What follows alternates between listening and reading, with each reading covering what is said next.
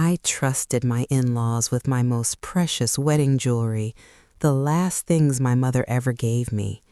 When they disappeared, an innocent maid was blamed, humiliated, and nearly fired. I knew the truth, but I stayed quiet until proof surfaced and forced a reckoning no one could escape. I never imagined that the day I married into their family would be the day I quietly began losing pieces of myself. Not all at once, not in a dramatic explosion, but slowly in ways that felt small at first, almost unnoticeable, until I looked back and realized how much damage had been done. The jewelry wasn't just jewelry. That's something people who didn't grow up like I did never really understand. To them, it was gold and stones and value you could calculate on paper. To me, it was my mother's hands fastening a necklace around my neck when I was a child, telling me stories about where it came from.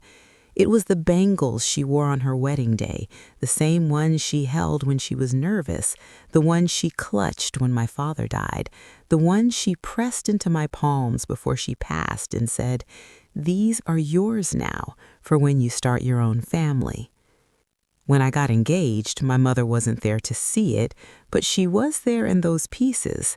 I wore them at the engagement ceremony, at the wedding, and then, at my mother-in-law's insistence, I placed them in their family's locker for safekeeping.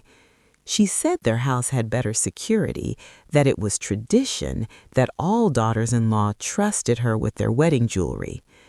I hesitated. Something in me resisted, but I was new. I was trying to belong. I didn't want to be the difficult bride who didn't trust her elders. So I handed them over. The maid's name was Rena. She was quiet, barely spoke unless spoken to, and moved through the house like she was trying not to leave footprints. She had been working there for years, long before I arrived, long before I became the daughter-in-law who smiled too much and asked for permission too often. I noticed how my mother-in-law spoke to her, sharp, dismissive, impatient, but I told myself that wasn't my place to judge. This was their household, their rules. The jewelry went missing about 3 months after the wedding. I remember the exact moment my mother-in-law's voice changed. She had been going through the locker, counting pieces, muttering under her breath. Then she froze. Her hand stopped mid-air. Her eyes narrowed, and without even turning to look at me, she said, "Something is missing." My stomach dropped before she even said what it was. She pulled out the velvet box where my mother's necklace should have been, empty. She stared at it like it had personally betrayed her.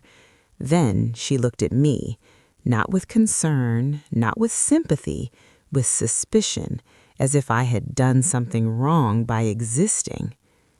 By evening, the entire house knew. Voices were raised, doors were slammed. My father-in-law demanded to know who had access to the locker. My sister-in-law started listing names out loud, like she was reading suspects off a page. And then, without hesitation, without evidence, without even pretending to consider another possibility, my mother-in-law said Rena's name. She cleans, she moves things, she knows where we keep the keys. Like the conclusion was obvious. Rena stood there shaking, her hands clasped so tightly I thought her fingers might snap. She kept saying she didn't do it, over and over, in a voice so small it barely filled the room. No one listened. I wanted to speak. I felt it in my chest, pressing upward, demanding release. But I didn't, because I had already noticed things that didn't add up. Because I had seen my sister-in-law wearing a necklace that looked too familiar at a cousin's wedding the week before. Because I had seen my mother-in-law locking the locker alone late at night, long before everyone else had gone to bed. And because I knew deep down that if I spoke without proof, I wouldn't be believed. So I stayed silent. They searched Rena's little room. They went through her bag, her clothes, her personal things. I stood in the doorway, feeling sick, watching a woman who had done nothing wrong be stripped of her dignity piece by piece. When they found nothing, they said she must have hidden it elsewhere. My mother-in-law told her to leave the house until the matter was resolved. No pay, no apology. Rena cried as she packed. She didn't look at me when she passed by, and that hurt more than if she had blamed me, because her silence carried disappointment, not anger. That night I couldn't sleep. I kept hearing my mother's voice. I kept seeing Rena's trembling hands. I kept asking myself what kind of person I was becoming. But fear is a powerful thing. Fear of being isolated, fear of being labeled ungrateful, fear of becoming the villain in someone else's story. So I said nothing. At least, not yet. Because sometimes the truth doesn't arrive loudly. Sometimes it waits. And when it does, it changes everything. The house felt heavier after Rena left, like the walls themselves had absorbed the accusation and were holding on to it. Every corner carried a tension that never fully settled. My mother-in-law moved differently now, more alert, more guarded, locking drawers twice, counting items aloud, glancing at me as if I were a guest who had overstayed her welcome. My husband noticed the change but brushed it off, saying it was stress, saying things would return to normal once the jewelry was found. I nodded, because nodding had become easier than explaining the ache sitting just below my ribs. I started paying closer attention, not because I was brave, but because guilt has a way of sharpening your senses. I noticed how my sister-in-law avoided my eyes whenever jewelry came up. I noticed how my mother-in-law suddenly wore pieces she never had before, claiming they were old gifts she'd forgotten about. I noticed the way my father-in-law stayed quiet, his silence stretching longer than usual, like he knew something but had already decided it was safer not to ask. One afternoon, while helping my mother-in-law clean the spare room, I found an empty velvet pouch tucked inside a pillowcase. My heart raced as I held it. The stitching looked familiar, too familiar. It wasn't proof, not really, just another whisper of doubt. I slipped it back where I found it, my hands shaking, my mouth dry. I told myself to wait, to be smart, to protect myself. That night, I dreamt of my mother. She was sitting on the edge of my bed, her bangles clinking softly as she moved. She didn't scold me. She didn't yell. She just looked at me with that quiet disappointment she used to reserve for moments when I knew better but chose comfort instead. I woke up with tears soaking my pillow and a resolve I didn't fully recognize yet. A week later, I received a call from Rena. Her voice was hesitant, not even sure if she had the right to reach out. She said she needed to tell me something. We met at a small tea stall near the bus stand, the kind of place where people disappear into crowds and conversations fade into noise. She told me she had remembered something from the night before the jewelry went missing. She had seen my sister-in-law in the locker room late at night, holding a pouch, whispering angrily on the phone. Rena hadn't thought much of it then. Why would she? She trusted the family she worked for. As Rena spoke, something inside me hardened, not into anger, but into clarity. I asked her why she hadn't said anything before. She looked down and said she didn't think anyone would believe her. She was right. I promised her I would fix it. I didn't know how yet, but the words left my mouth anyway, heavy with responsibility. The opportunity came unexpectedly. My cousin announced her engagement, and the entire family gathered to celebrate. Jewelry was everywhere, necklaces layered on silk, bangles clinking, earrings catching the light. I watched closely, and there it was, my mother's necklace, unmistakable, resting against my sister-in-law's collarbone. She wore it like it belonged to her, like it had been ripped from my past and my trust. My hands trembled, but my voice stayed steady when I asked her where she got it. She smiled too quickly, said it was a gift. My mother-in-law backed her instantly, saying families share, saying I was being dramatic. The room went quiet. Eyes turned toward me, curious, cautious. I asked for the locker key. They laughed at first, then they realized I wasn't joking. Inside the locker, tucked behind layers of fabric and old documents, were the missing pieces, all of them. My mother's bangles, the necklace, even a pair of earrings I hadn't realized were gone. The silence that followed was suffocating. My sister-in-law started crying, claiming she had only borrowed them, that she was going to return them. My mother-in-law's face hardened, her mouth thinning into a line that told me she was already preparing a different story. I said Rena's name out loud. The way everyone flinched told me everything I needed to know. I told them what she had seen. I told them how she had been accused, humiliated, thrown out without pay. I told them I had stayed silent, and that was my shame to carry. My voice broke when I apologized to Rena, to my mother, to myself. My husband looked at me like he was seeing me for the first time, not as a daughter-in-law, not as someone who fit neatly into his family's expectations, but as a woman who had drawn a line. The reckoning wasn't loud. There were no dramatic apologies, no instant transformations, but there were consequences. Rena was called back. She was paid for every day she had missed. My sister-in-law was forced to return the jewelry publicly, her excuses unraveling under the weight of evidence.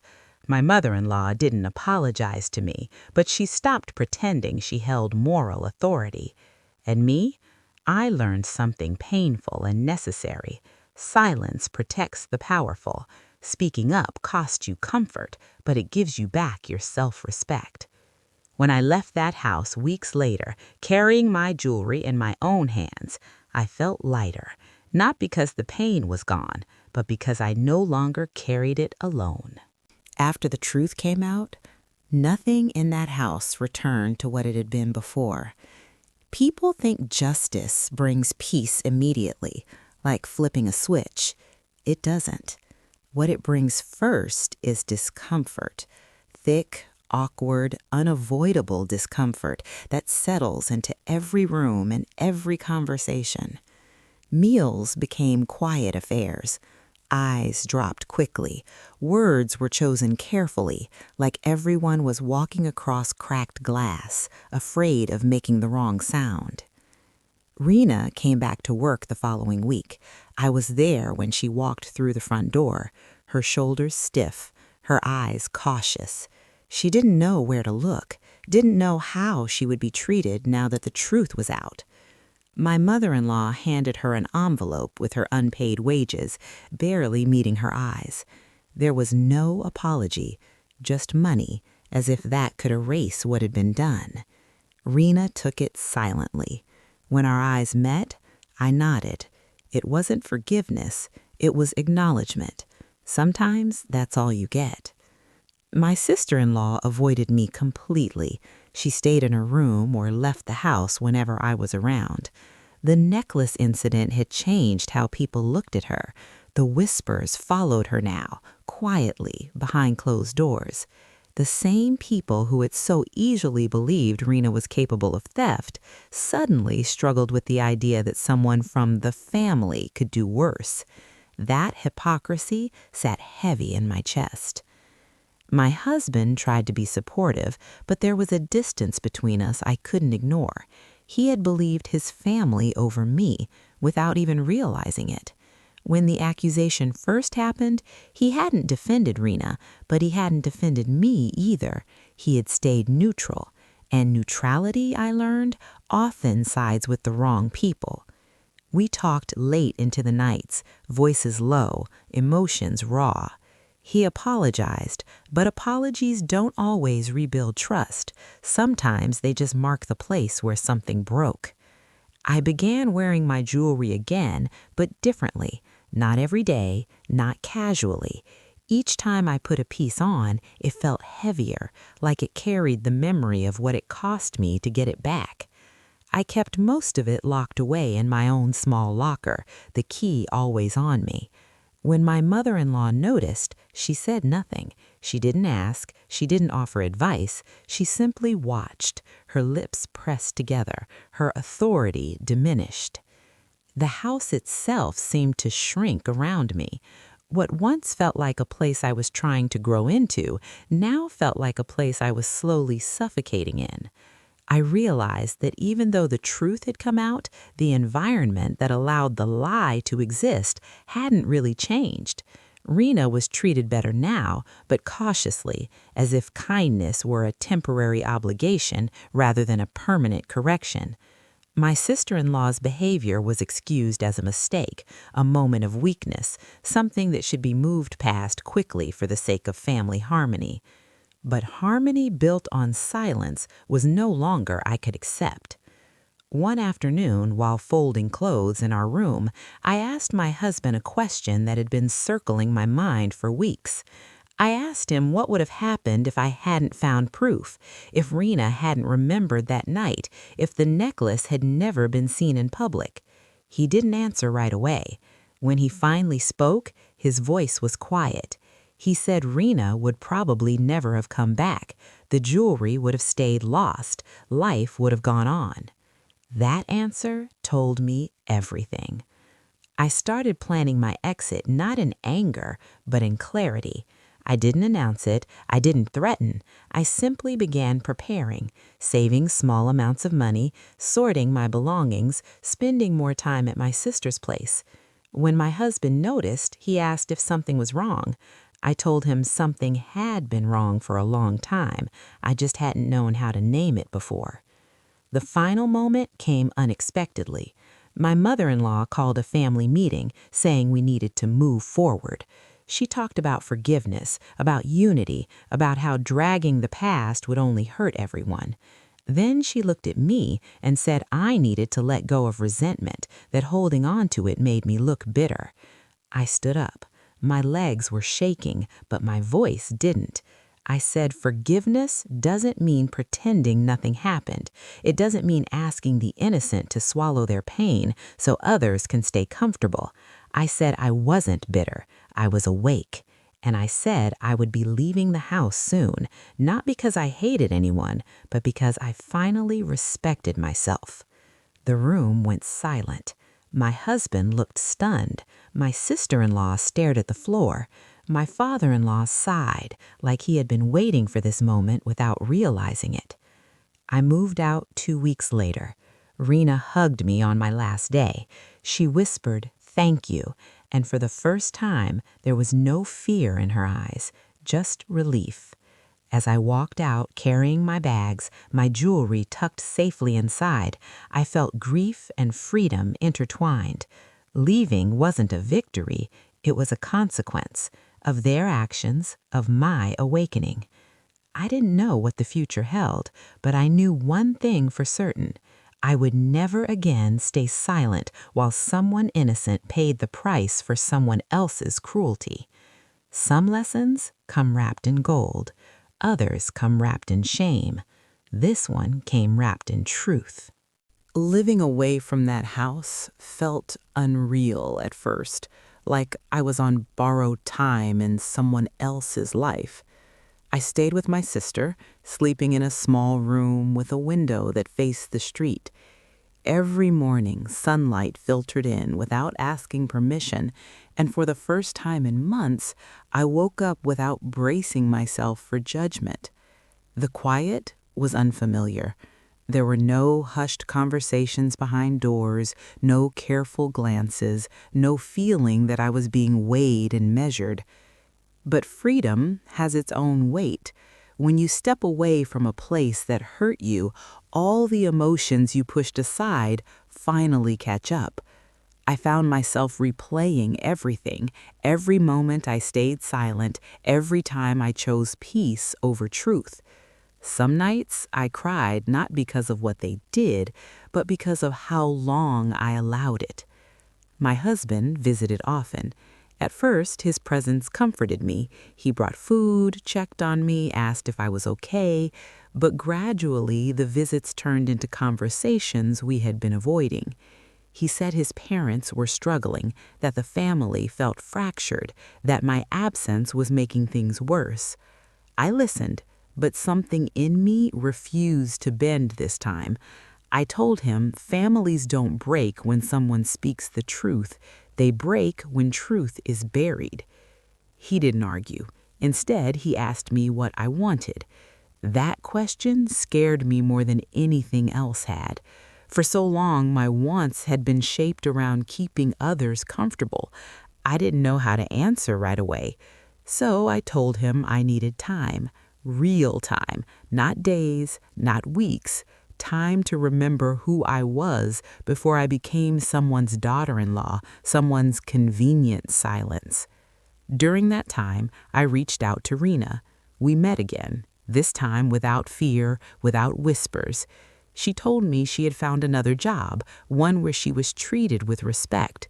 She smiled when she spoke about it, and that smile felt like a small victory I hadn't known I needed. She said what happened had changed her too. It had taught her to speak sooner, to trust her instincts. Hearing that both hurt and healed me. I also began reconnecting with parts of myself I had neglected. I went back to work with a focus I hadn't felt in years. I wore my jewelry when I wanted, not to impress anyone, but to remind myself of my strength and my mother's legacy. Each piece felt like armor now, not decoration. My mother-in-law called once. Her voice was softer than I remembered. She said the house felt empty. She said people talked. She said mistakes had been made, but she never said she was sorry. I realized then that apologies aren't always withheld out of pride.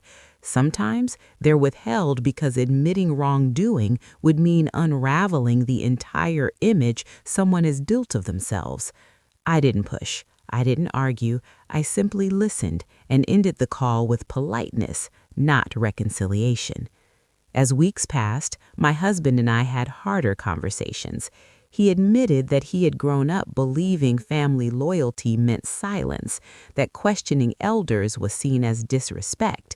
He said watching me leave forced him to see the cost of that belief. He didn't ask me to come back. He asked me if there was a way forward that didn't require me to disappear again. I told him any future we had would need boundaries, clear ones, respect for truth even when it's uncomfortable, and accountability even when it points inward. He nodded.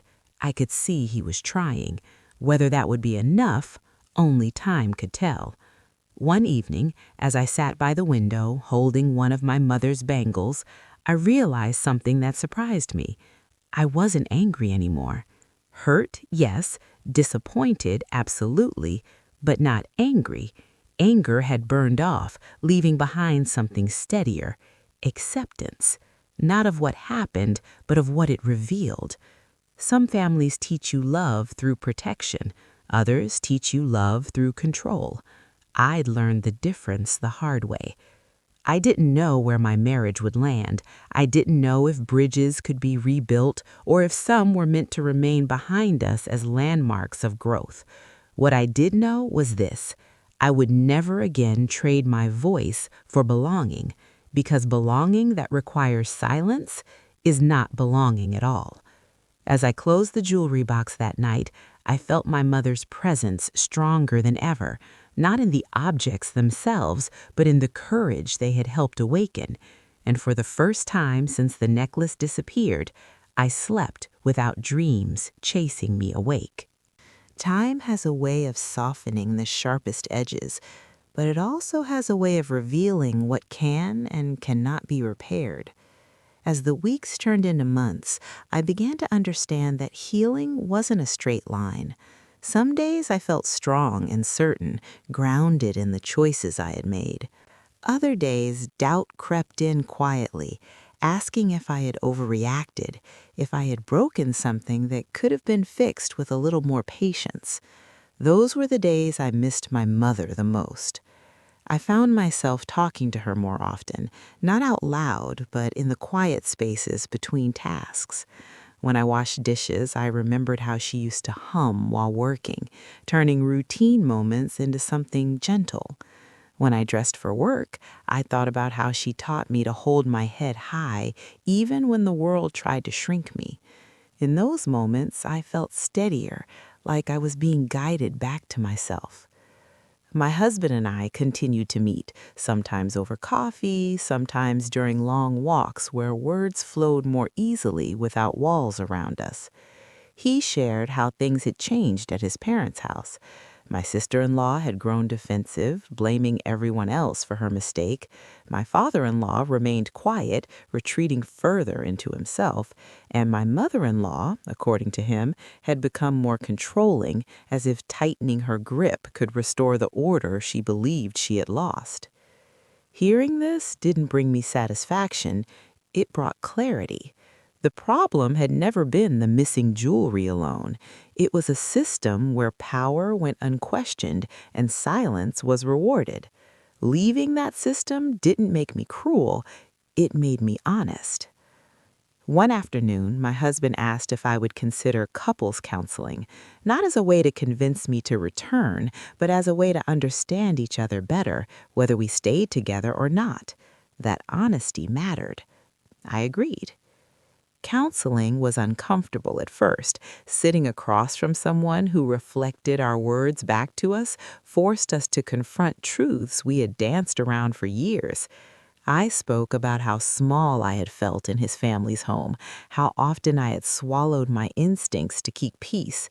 He spoke about his fear of conflict, his conditioning to believe that challenging his parents meant losing them. Neither of us was entirely wrong. Neither of us was entirely right. Through those conversations, I learned that love doesn't always fail loudly. Sometimes it fails quietly in the spaces where one person waits for the other to speak up and they don't.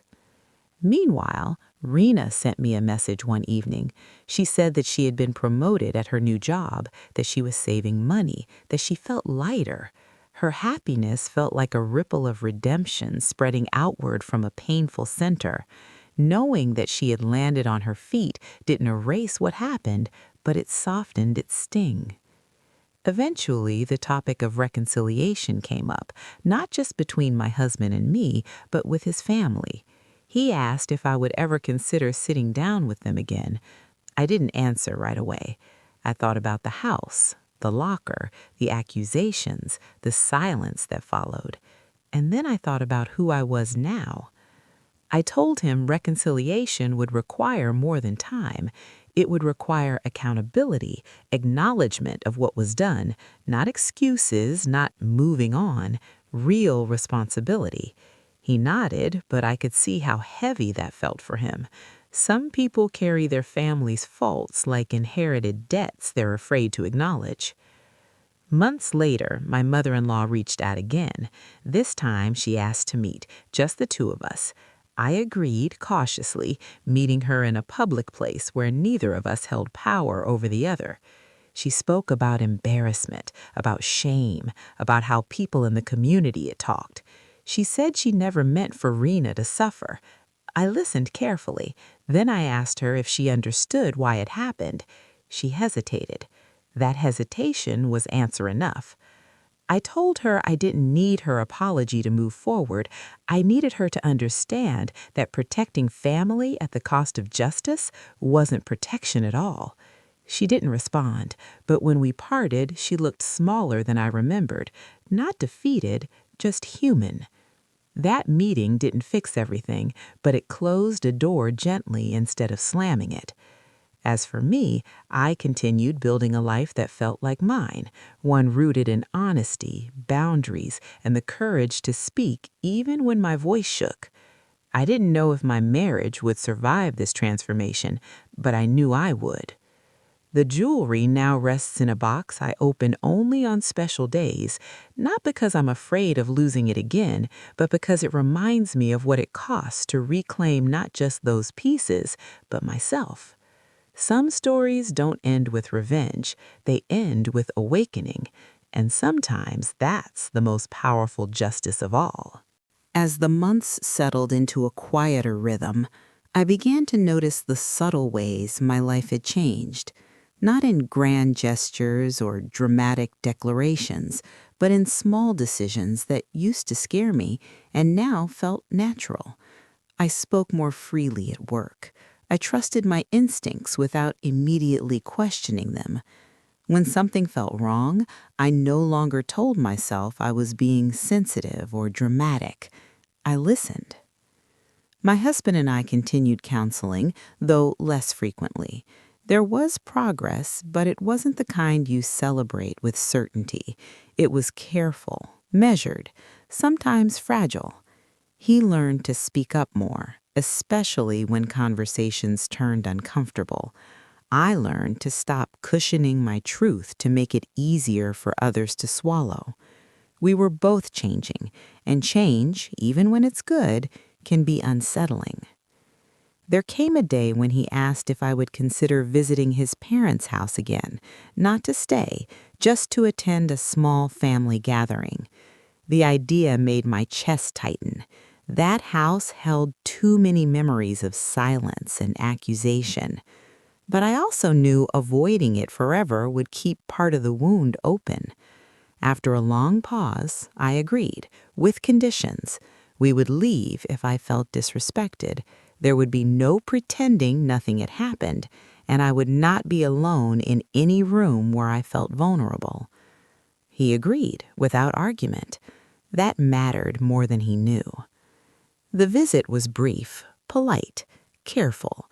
My mother-in-law greeted me with a stiffness that tried to pass for warmth. My sister-in-law barely spoke, her eyes flicking away whenever our gazes met. The house looked the same, but it felt different to me, smaller, less powerful. I realized that places lose their grip on you when you stop giving them your silence. At one point, I noticed the locker, the same one that had once held my mother's jewelry. It stood there, quietly, ordinary, no longer charged with fear. I felt something loosen inside me. The past hadn't disappeared, but it no longer owned me. We left early. On the drive back, my husband asked how I felt. I told him the truth, that I was proud of myself for going, that I didn't feel the need to go back anytime soon, and that choosing distance wasn't punishment, it was care. Life moved forward. Rena invited me to her home one evening. It was small but warm, filled with plants and soft light. She served tea and talked about her plans, her hopes, her future. She laughed more now, freely, without looking over her shoulder. Sitting there, I understood something important. Standing up for her hadn't just helped her, it had helped me see the kind of person I wanted to be. Someone who doesn't look away when it's inconvenient to look. My husband and I eventually made a decision about our marriage. It wasn't rushed, it wasn't dramatic. We chose to continue, but differently. Separate living spaces for a while longer, continued counseling, clear boundaries with his family, and an agreement that loyalty would never again mean silence in the face of injustice. It wasn't a perfect solution, but it was an honest one. I started wearing my mother's necklace more often, not because I was trying to reclaim something that was taken, but because it felt like a reminder of continuity, of resilience passed down quietly generation to generation. I imagined her watching me, not disappointed anymore, but proud. That thought steadied me on days when doubt crept back in. People sometimes ask if I regret speaking up, if it was worth the discomfort, the strain, the distance it created. I always answer the same way. Regret lives in the silence I kept for too long, not in the truth I finally told. The jewelry was never just about gold or value, it was about dignity, about whose pain mattered, about whether an innocent person could be sacrificed to preserve an image. Losing it taught me how easily injustice hides behind tradition. Getting it back taught me how powerful one voice can be, even when it shakes. My story didn't end with applause or dramatic reconciliation. It ended with something quieter but far more lasting: self-respect, boundaries, and the understanding that healing doesn't mean everything returns to how it was. It means you move forward carrying only what truly belongs to you. And that, I've learned, is more precious than any heirloom. As life settled into a steadier pace, I realized that the loudest changes often happen quietly. There were no announcements, no markers to signal that I had crossed into a new chapter. Instead, there were ordinary days where I noticed I was breathing easier, where decisions didn't feel like negotiations with fear, where I trusted myself without immediately searching for permission. My relationship with my husband continued to evolve, slowly, cautiously. We spent time together intentionally now, not out of habit or obligation. Sometimes we cooked meals in my sister's kitchen. Sometimes we walked through parks, talking about things we used to avoid: childhood memories, expectations, the roles we were raised to play. He admitted that watching me stand up to his family had shaken him, not because he disagreed with me, but because it forced him to confront how deeply he had been trained to stay quiet. That honesty mattered. It didn't erase the past, but it created space for something more truthful to grow. Still, there were moments when the weight of everything pressed back in: family gatherings we declined, questions from relatives who didn't know the full story and filled the gaps with assumptions. Some painted me as stubborn, others as dramatic. I learned quickly that when you stop accepting injustice, people who benefited from your silence often rewrite your character. At first, that hurt. I wanted to explain myself, to defend my choices, but over time I realized something freeing. I didn't owe my truth to people who had already decided who I was. The ones who mattered listened. The rest faded into background noise. One afternoon, while sorting through old boxes, I found photographs from my wedding. I sat on the floor, flipping through them slowly. There I was, smiling, wearing my mother's jewelry, surrounded by faces filled with celebration. I studied my own expression carefully. I wasn't unhappy, but I was smaller, careful, like someone trying not to take up too much space. I placed the photos back into the box without sadness. They were part of my story, not the whole of it. Rena and I stayed in touch. Occasionally, she would call just to talk, to share something small from her day. Those conversations reminded me that justice doesn't always look like punishment. Sometimes it looks like restoration, like watching someone regain their confidence after it was nearly stolen from them, like knowing that your choice to speak changed the course of someone else's life for the better. My mother-in-law stopped calling after our last meeting. I heard through others that she had become quieter, more withdrawn. Some said she was humbled. Others said she was bitter. I didn't try to find out which was true. Her inner reckoning was not mine to manage. Letting go of that responsibility was its own kind of healing. The biggest shift came from within. I stopped questioning whether I had been too much, too firm, too emotional, too outspoken. I began to understand that those labels are often placed on women who refuse to be convenient, and convenience, I had learned, is a poor substitute for respect. There was a moment, months later, when my husband and I sat together and talked honestly about the future, not in vague terms, but with clarity. We discussed what partnership meant to us now, what we were willing to accept, what we were no longer willing to sacrifice. We didn't promise perfection.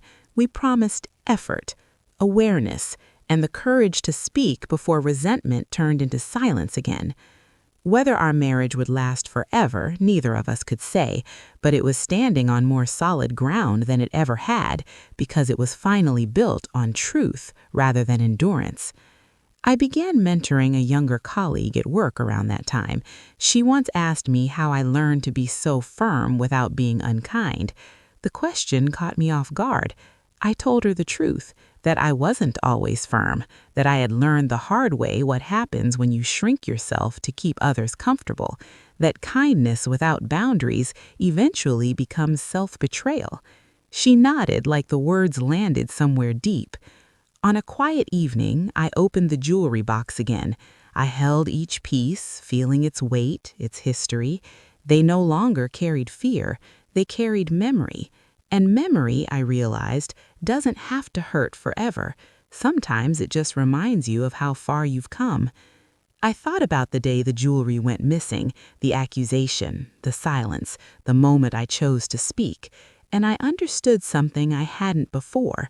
The real loss that day wasn't the gold, it was the illusion that staying quiet would keep me safe. I closed the box gently and placed it back on the shelf, not hidden, not guarded, just present. My life didn't become perfect after that story unfolded, but it became honest, and honesty, I've learned, is where real peace begins.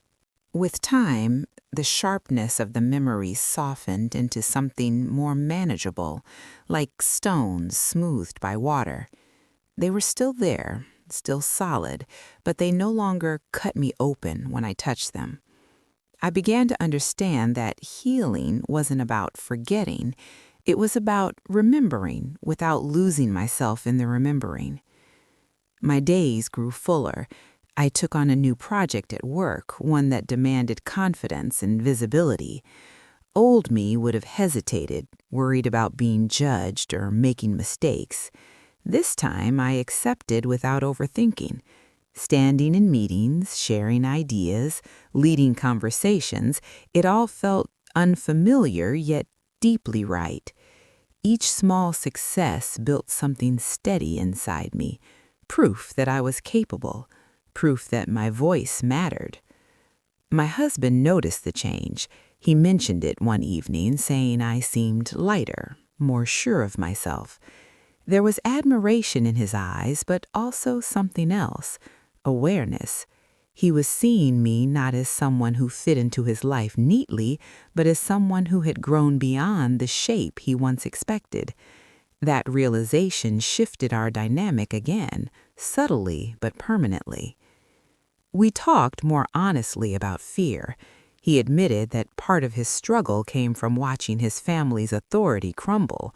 He had been raised to believe that stability came from obedience, that questioning elders was dangerous. Seeing the consequences of unquestioned power forced him to reevaluate beliefs he had never examined before. Change didn't come easily for him, but it came. There were moments of tension, conversations that ended too abruptly, silences that felt heavy, but unlike before, those silences didn't linger unchecked. We learned to return to them, to ask the uncomfortable questions before resentment could take root again. It wasn't romantic, it wasn't simple, but it was real. One afternoon, my sister asked me if I ever felt guilty for leaving. The question surprised me. I thought about it carefully before answering. I told her guilt had visited me often in the beginning. It had whispered that I was selfish, that I had abandoned responsibilities. But over time, guilt lost its voice because I had learned that staying in a place where your dignity is compromised is not loyalty, it's erosion. She nodded, like she was storing the thought away for her own life. Rena invited me to a small celebration at her workplace. She had received an award for her dedication. Watching her stand there, confident and smiling, surrounded by people who valued her, something inside me settled. The story that began with her humiliation had turned into one of resilience, not because the world suddenly became fair, but because she refused to let injustice define her worth. After the event, she thanked me again. I told her something I hadn't said before, that speaking up for her had been the moment I truly began speaking up for myself. She smiled, and in that smile was understanding. Sometimes growth is shared. I ran into my sister-in-law once at a family function I attended briefly for my husband's sake. She looked different, quieter, older somehow. She didn't approach me. I didn't approach her. There was no confrontation, no closure. And I realized that closure doesn't always come from conversations. Sometimes it comes from distance, from no longer needing anything from the person who hurt you. My mother-in-law remained a quiet presence in the background of our lives, polite messages on holidays, short conversations when necessary. The power dynamic had shifted and she knew it. I no longer feared her disapproval. Without that fear, her influence faded naturally. I didn't celebrate that, I simply accepted it. As the first anniversary of the incident approached, I felt a strange mix of emotions: sadness for what was lost, gratitude for what was gained. I decided to mark the day privately. I took the jewelry out, laid it carefully on the bed, and sat with it. I remembered my mother's stories, her strength, her quiet insistence on dignity. I spoke to her in my heart, thanking her for leaving me something far more valuable than gold. That evening, my husband joined me. He asked if I wanted to talk about it. I did. Not with tears or anger, but with reflection. I told him how much that moment had changed me, how it forced me to choose between comfort and integrity. He listened without interruption. When he finished, he said he was proud of me, not in the casual way people say it, but with understanding. That mattered. I realized then that our relationship, whatever its future, had been transformed by honesty. We were no longer pretending. We were choosing each other with open eyes, not out of obligation or fear.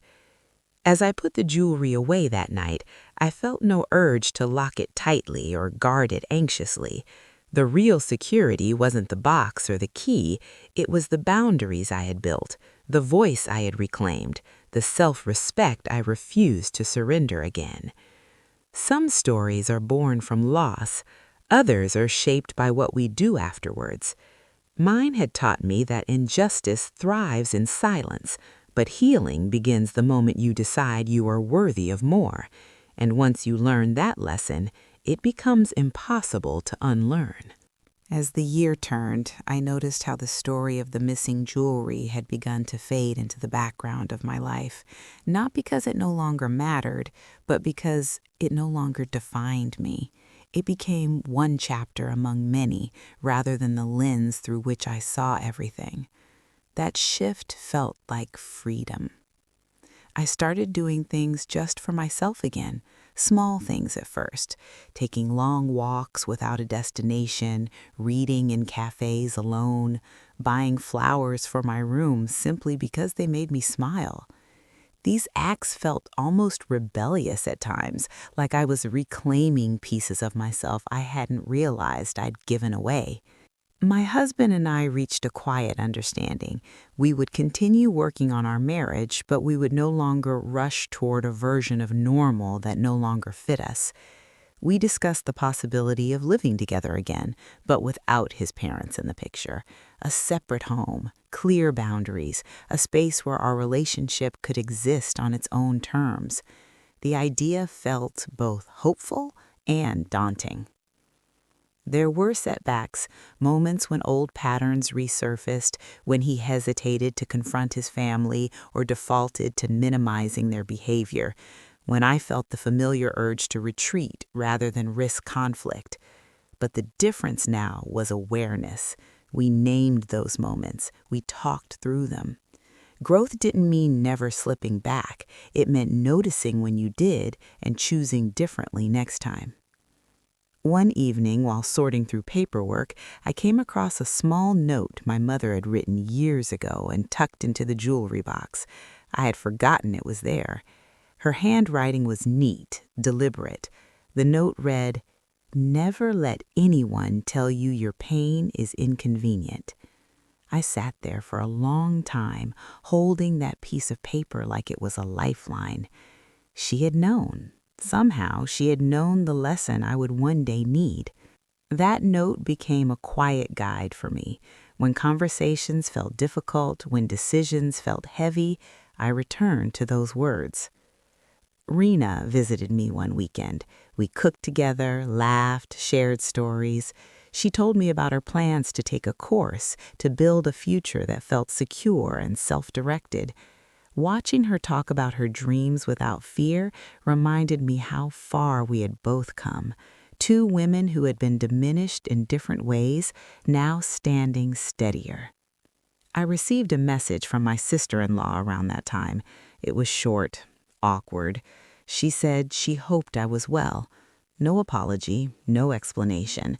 I didn't respond, not out of spite, but because I didn't feel the need to reopen a door that led nowhere. Sometimes silence is not weakness, it's clarity. My mother-in-law's presence in my life continued to shrink naturally. I no longer felt the need to brace myself for her judgment. Her opinions held less weight because I had stopped giving them power. That shift was subtle but profound. When someone loses their hold over you, it often happens quietly, without confrontation. As I prepared for the possibility of moving into a new home with my husband, I felt cautious optimism. We talked about what we wanted that space to represent: safety, equality, honesty. No locked rooms filled with secrets, no unspoken rules that protected power over people. Just two adults choosing to build something intentionally. I thought often about how easily the story could have gone differently if I had stayed silent, if Rena had never spoken up, if the necklace had never been seen. In that version of events, I would still be living in that house, slowly eroding, convincing myself that peace was worth the cost. The thought unsettled me, but it also reminded me of the strength that emerges when fear loosens its grip. On a quiet night, I took out the jewelry one last time before placing it in a safer deposit box I had arranged. Not because I was afraid of theft, but because I wanted to separate it from the weight of the past. I kissed my mother's necklace gently and thanked it for what it had taught me. Objects can't teach lessons, but they can witness them. I closed the box and felt a sense of finality I hadn't expected. Not an ending exactly, more like a turning of the page.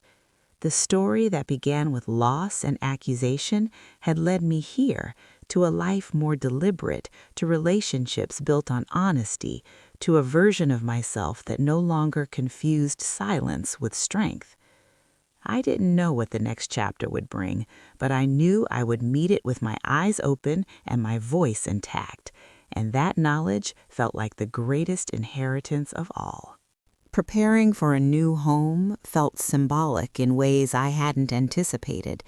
It wasn't just about furniture or location, it was about intention. Every choice carried meaning: where the light would fall in the mornings, how quiet the nights would be, whether the space felt like a place you could breathe in without bracing yourself. I walked through empty rooms with my husband, imagining conversations that wouldn't be whispered, disagreements that wouldn't be punished, truths that wouldn't be buried. We moved slowly. There was no rush to prove anything to anyone. Some people thought our pace meant uncertainty. In reality, it meant respect for the work we were doing. Healing doesn't respond well to pressure. It needs patience, consistency, and honesty, and we were finally giving it those things. The day we moved in, I carried the jewelry box with me personally, not because I was afraid of losing it, but because I wanted to choose where it belonged this time. I placed it in a drawer in our bedroom, not hidden, not locked away behind layers of fear, just present, part of my life, not its center. That night, lying in a new bed in a new space, I felt a quiet kind of peace, not the excitement of something flashy and new, but the steady calm of something earned. I thought about how far I had come from the woman who once stood silently in a doorway while an innocent person was accused. I felt compassion for her. She had done the best she could with what she knew at the time, but I was no longer her. My husband reached for my hand and asked if I was okay. I told him I was, and for the first time the words felt complete, not like something I needed to convince myself of. Life didn't suddenly become simple. There were still family expectations to navigate, still moments when old habits tried to resurface. His parents visited once, briefly, formally. The interaction was civil, distant, restrained, boundaries held. When discomfort arose, it was addressed calmly instead of swallowed. That alone felt like progress. I noticed that my husband began correcting his family gently when they overstepped, without looking to me for approval or reassurance. He was learning to carry that responsibility himself. Watching that change mattered more than any apology ever could. Rena came to see the new place a few weeks later. She walked through the rooms slowly, smiling. She said it felt peaceful. That word stayed with me. Peaceful. Not impressive, not grand, just peaceful. The kind of peace that doesn't demand performance. We sat on the floor with tea, talking about ordinary things, work, plans, small annoyances, normal life, and I realized how extraordinary that normalcy felt after everything we had been through. One evening, while unpacking the last box, I found the envelope my mother-in-law had once handed Rena with her unpaid wages. Rena had given it back to me, saying she didn't need to keep reminders of pain. I had forgotten I kept it. I stared at it for a long time, then tore it gently and threw it away. Not in anger, not ceremonially, just as an acknowledgement that that chapter no longer needed space in my home. I reflected often on the concept of justice. Growing up, I thought justice meant punishment, someone doing wrong and paying for it visibly. But life taught me something different. Justice can also mean exposure, boundaries, growth, the refusal to carry shame that doesn't belong to you, the courage to protect the innocent even when it costs you comfort. There were moments I wondered what my mother would say if she could see me now. I imagined her quiet smile, the one she reserved for moments when words weren't necessary. I imagined her approving not of my endurance, but of my transformation. On the anniversary of my move, I did something small but meaningful. I wore my mother's necklace and went out alone. I had dinner at a place she used to love, ordered dessert without guilt, and sat with my thoughts. I didn't feel sad. I felt grounded, like I had come home to myself. The story of the stolen jewelry still lived inside me, but it no longer hurt to hold. It had shaped me, taught me, sharpened my sense of right and wrong. It had shown me how easily injustice hides behind tradition, and how powerful one voice can be when it finally refuses to stay quiet. As I walked back to my car that night, I understood something with surprising clarity. I hadn't just reclaimed my jewelry, I had reclaimed my agency, my voice, my sense of worth, and no one could take those things from me again. Some betrayals break you, others build you. This one did both, and in the end, I chose to stand. Completion doesn't arrive with noise. It doesn't announce itself or demand to be witnessed. It settles in quietly, like a breath you didn't realize you were holding finally being released. That's how the end of this story came to me. Not as a dramatic finale, but as a calm certainty that I had crossed into a life I could stand in without shrinking. In the months after we moved into our new home, routines formed naturally. Morning light filtered through the curtains the way I had imagined. Evenings ended without tension curling in my stomach. When disagreements happened, they were spoken aloud, not buried. We learned each other again, not as roles assigned by family expectations, but as two adults choosing honesty over ease. It wasn't perfect, it was real, and that was enough. My relationship with my husband deepened in a way I hadn't expected, not because the past was erased, but because it was acknowledged. He no longer defended silence as peace. He no longer confused respect with obedience. Watching him grow didn't absolve the hurt, but it allowed trust to be rebuilt brick by brick, slowly, intentionally, without shortcuts. His family remained at a distance, and that distance became a boundary I no longer felt guilty about. We exchanged pleasantries on holidays. We kept conversations light. There was no pressure to perform reconciliation or pretend closeness.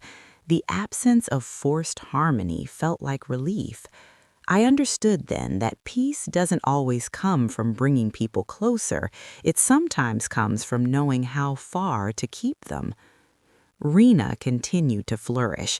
She sent me photos from a short trip she took, smiling in a way that still moved me every time I saw it. Once she told me that she had started speaking up at work, refusing to accept unfair treatment. She said what happened to her had changed her, but not in the way people expected. It didn't make her smaller, it made her braver. Hearing that filled me with a quiet pride I didn't try to explain. At work, opportunities opened up. I accepted them without second-guessing myself. I stopped apologizing for taking space. Colleagues noticed the difference. Some admired it, some resisted it. I learned not to manage other people's reactions to my growth. That was their work, not mine. One evening, while organizing a drawer, I found the jewelry box again. I opened it slowly, touching each piece with familiarity rather than reverence. These items no longer felt like fragile remnants of the past. They felt like companions, witnesses to a journey that reshaped me. I wore the necklace that night, not for an occasion, but because I wanted to, because I could. I thought back to the day the accusation was made, the way the room closed in, the way silence felt safer than truth. I remembered Rena's trembling hands, my own fear, and I allowed myself to feel compassion for the woman I was then. She wasn't weak, she was learning. Strength doesn't arrive fully formed. It's built through moments where you choose discomfort over disappearance. I also thought about my mother. Her lessons hadn't always been spoken. They lived in the way she endured without bitterness, the way she valued dignity over appearance, the way she trusted me to find my own voice. In standing up for what was right, I felt closer to her than I had in years, as if this was the legacy she hoped I would carry, not jewelry, but courage. There came a day when someone new asked about my life, my marriage, my family. I told the story briefly, without detail, without bitterness, just facts, boundaries, growth. When I finished, I realized something important. The story no longer owned me. I owned it. It was no longer a wound. It was wisdom. The jewelry was stolen. An innocent woman was blamed. I stayed silent until I didn't. That is the truth, but it is not the whole truth. The whole truth is what followed, the awakening, the consequences, the rebuilding, the choice to live with integrity even when it cost me comfort. If there is a lesson in all of this, it's a simple one. Silence may protect you temporarily, but it will cost you yourself, and anything that demands that price is too expensive. Today, my home feels safe. My relationships feel honest. My voice feels steady. I no longer confuse love with endurance or loyalty with silence. I understand now that justice isn't always loud and healing isn't always dramatic. Sometimes they look like walking away. Sometimes they look like staying and demanding better. And sometimes they look like choosing yourself for the first time. This story didn't end with revenge, it ended with truth, and truth, once spoken, has a way of lighting the path forward quietly, steadily, and without apology.